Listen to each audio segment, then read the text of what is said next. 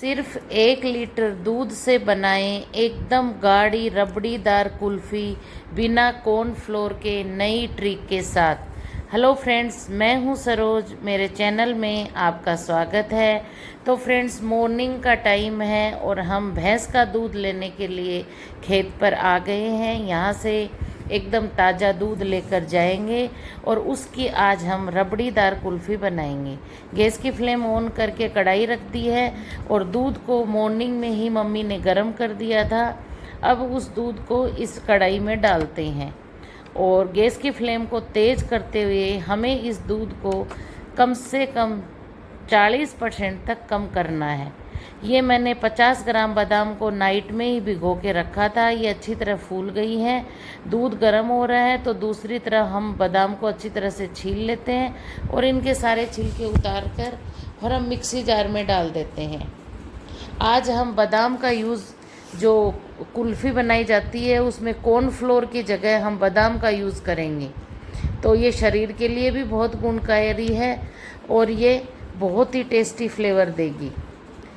मैंने करीबन 1 कप दूध को अलग से ठंडा करने को रखा था। अब इसमें 5 चम्मच मैं मिल्क पाउडर की डाल देती हूँ। अगर आपके पास मिल्क पाउडर नहीं है तो आप 1 लीटर दूध को 500 ग्राम तक कम करके और आप ये कुल्फ़ी बना सकते हो। और मिल्क पाउडर को दूध में अच्छी तरह से मेल्ट कर लिया है और दूध भी दूसरी तरफ कम होता जा रहा है। गैस की फ्लेम को मैंने अभी भी तेज़ ही कर रखा है। एक हाथ से पलटे को चलाते हुए दूसरे हाथ से जो मिल्क पाउडर मिला हुआ दूध डाल देते हैं और इसको कंटिन्यू चलाते हुए पका रहे हैं। गैस की फ्लेम को अब मैंने कम कर दिया है और बादाम को भी अच्छी तरह मिक्सी जार में पीस कर और इस दूध में डाल दिया है। अब एक बार फिर से गैस की फ्लेम को तेज़ करते हुए बादाम को अच्छी तरह से मिक्स कर लेते हैं और दूध को कम करते हैं। यानी हम जब इस कुल्फ़ी को बनाएंगे तो यूँ समझ लेना कि 1 लीटर दूध का 500 ग्राम तक दूध कम हो जाए।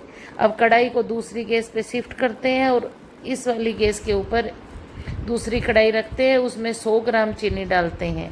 आप चीनी 150 ग्राम भी डाल सकते हो क्योंकि जो कुल्फ़ी होती है उसमें मीठा थोड़ा ज़्यादा होता है।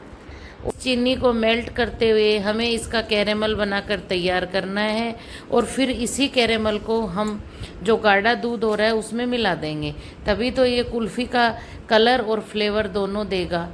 तो देखिए, कैरेमल बनकर तैयार हो गया है। पूरे गैस की फ्लेम को कम रखते हुए मैंने कैरेमल बनाकर तैयार किया है और कैरेमल बनकर तैयार हो गया। इसी गैस पे फिर से रबड़ी वाली कढ़ाई को सेट कर देते हैं और कैरेमल थोड़ा थोड़ा करके हमें इसमें रबड़ी में मिलाना है, एक साथ नहीं मिलाना। अगर आप एक साथ से पूरा कैरेमल डाल दोगे तो पूरा दूध उफन कर बाहर आ जाएगा, आपका हाथ तक जल सकता है। इसलिए आपको इस प्रोसेस को ध्यान में रखना है और गैस की फ्लेम को कम रखना है। तो देखिए, पूरा कैरेमल डालकर अच्छी तरह मिला रही हूँ और एक बार इसके कैरेमल के इसमें डालते ही लम्स हो जाएंगे, पर आपको चिंता करने की कोई बात नहीं है क्योंकि धीरे धीरे ये पूरे मेल्ट हो जाएंगे। तो देखिए, गैस की फ्लेम को तेज़ रखते हुए मैं पलटे को कंटिन्यू चलाते हुए और मैं कुल्फ़ी के लिए रबड़ी बनाकर तैयार कर रही हूँ। बारीक दरदरी पीसी हुई हरी इलायची डाल देती हूँ और ये मैंने बादाम की कतरन बनाई है वो डाल देती हूँ और अच्छी तरह से मिला देती हूँ। तो देखिए, कुल्फ़ी के लिए एकदम से रबड़ी बनकर तैयार हो गई है। थिक भी हो गई है और ये ठंडी होने के बाद और भी थिक हो जाएगी क्योंकि दूध भी आज बहुत अच्छा था। एकदम भैंस का ताज़ा और फ्रेश दूध था। गैस की फ्लेम को बंद कर देते हैं और कढ़ाई को उतार कर ठंडा कर लेते हैं। तो देखिए, रबड़ी एकदम से ठंडी हो गई है। अब मैं गांव आई हुई हूँ, जैसा आपको पता है, तो मम्मी के पास जो भी मोल्ड थे उसी में मैं डाल देती हूँ। ये कुल्फ़ी के बची हुई हांडियाँ हैं और ये डिस्पोजल चाय वाले ग्लास हैं, इन सबको मैं भर देती हूँ और ऊपर से बादाम की कतरन और पिस्ता की कतरन डालकर गार्निश कर देती हूँ। और यहाँ पे मेरे पास आइसक्रीम स्टिक नहीं थी तो ये स्पून थी आइसक्रीम खाने वाली, वो इसमें डाल देती हूँ। तो देखिए, सारी तैयार हो गई हैं। अब हांडी के भी ढक्कन लगा देते हैं और इन सबको फ्रीज में जमने को रख देते हैं। और देखिए, नेक्स्ट डे मॉर्निंग में ये जमकर अच्छी तरह से तैयार हो गई है। फ्रेंड्स, आप देख सकते हो देखिए मैं आपको चेक करा रही हूँ, ये अच्छी तरह जम के तैयार हो गई है। अब इन्हें डीमोल्ड कर लेते हैं। तो देखिए फ्रेंड्स कितनी अच्छी तरह से रबड़ीदार कुल्फ़ी बनकर तैयार हो रही है। और ये जो डिस्पोजल ग्लास हैं इनमें बहुत अच्छी तरह से ये डीमोल्ड हो रही है। पिस्ता की कतरन, बादाम की कतरन से गार्निश कर देते हैं।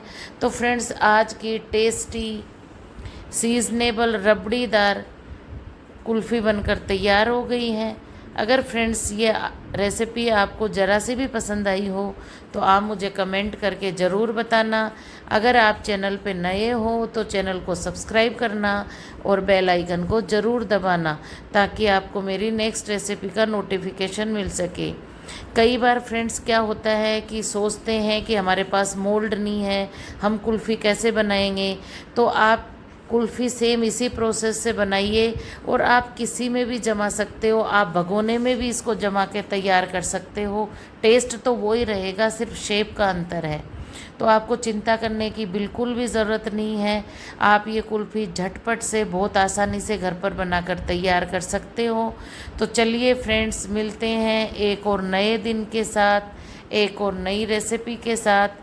तब तक हंसते रहिए, मुस्कुराते रहिए और इस गर्मी के सीज़न में परिवार वालों को रबड़ीदार कुल्फ़ी बनाकर खिलाते रहिए। तो चलिए फ्रेंड्स मिलते हैं एक और नए दिन के साथ, एक और नई रेसिपी के साथ। तब तक के लिए bye, thank you, take care, जय हिंद, जय जय राजस्थान।